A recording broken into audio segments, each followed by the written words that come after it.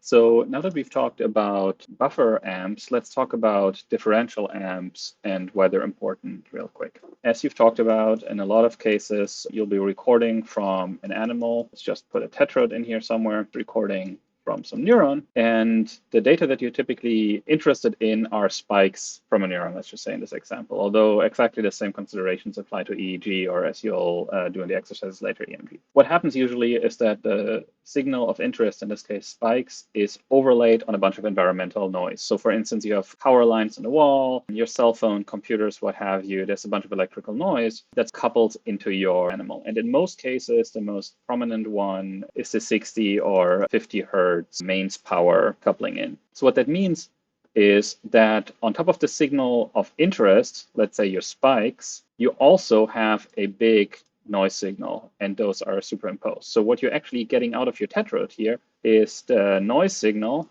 on top of which there might be the signal that you're interested in. One way to get around that is to put a second electrode, let's say just a reference screw or something, next to it.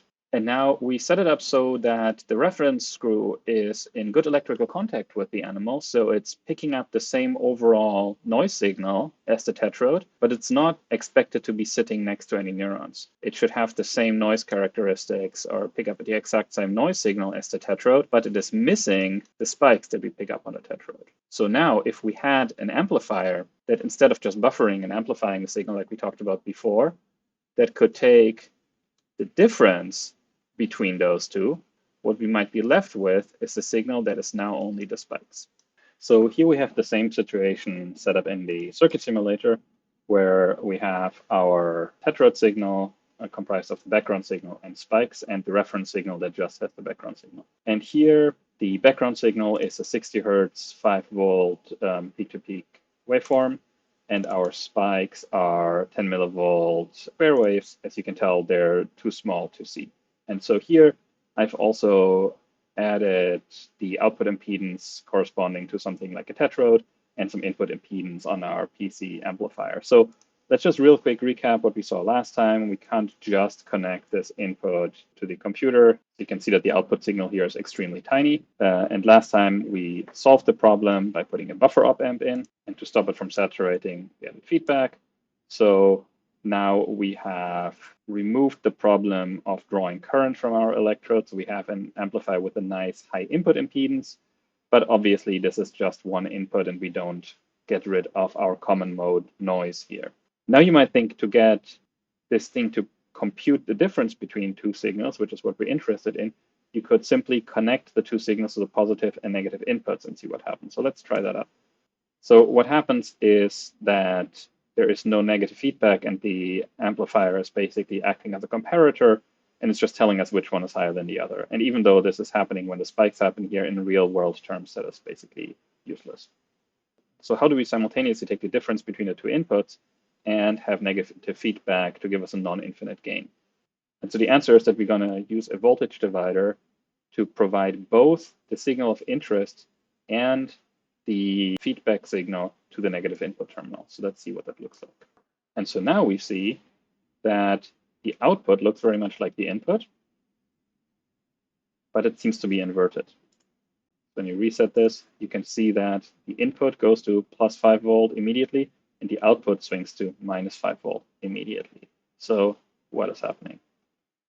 The op amp is providing whatever output it needs to keep the difference between the positive and negative terminals at 0. This is true even with this feedback with a resistor in it. But now, because the negative input, which it tries to keep at 0 volt because the positive terminal is grounded here, right? It's the difference between those that counts. Because that negative input is sitting at the middle of a voltage divider with equal resistors on both ends, where one side is our input and the other side is the output, in order to keep that at 0 volt as dictated by the ground on the positive input, it needs to provide exactly the reverse of that. And so this is what's called just an inverting op amp. And so now there's one weird thing that is happening that is worth talking about, which is that the inputs to the op amp now are both at 0 volt. So if you measure this, this is actually true on your breadboard. And so what's happening is that This node that I'm highlighting here, that's called the virtual ground node because the op amp is keeping that at the same voltage as ground, 0 volt. And this is a little bit confusing because how can the thing work when both inputs are at 0 volt? And the answer to that is evident in the simulator. There's a bunch of current flowing, and basically what the op amp does is it provides an output voltage that drives enough current through here to keep this virtual ground node at 0 volt, and the result of that is that the output is the input times -1. So there's a video that we linked that gives a more in-depth description of that and derives some of the formulas related to this and the gain that you should look at if you're interested. So for now, let's play around with this a little bit and see, for instance, what happens when instead of the ground, we connect something else to this input here. So for instance, we could imagine adding a static voltage. And so you can see that when I add a voltage here, I can move the output up and down by some amount. And so now the next obvious step would be to just take our signal of interest and put it in here. So let's see what happens when we do this.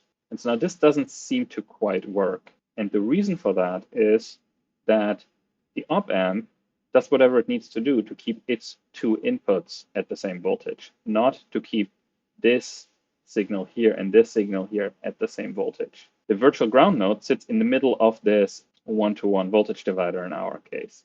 So in fact, it is seeing half influence from the output of the op amp, and that's half influenced by the signal. So in order to make this situation symmetrical, we now also need to divide the other input by 2 to provide a one-to-one voltage at the input, where if we have the same voltages here for our common mode noise signal in this case, that is going to cause the same voltage on the positive and negative terminal, so it can be subtracted. So to do that, we're simply going to replicate the voltage divider, and there we have it. And so now, once this thing rescaled, we should be seeing a 10 microvolt spikes on the end. Voila. So now we have a differential amplifier that can get rid of a common mode noise, this huge 60 Hertz oscillation. And by computing the difference between the reference signal and the, in our case, tetrode, whatever signal, we can get the signal of interest isolated.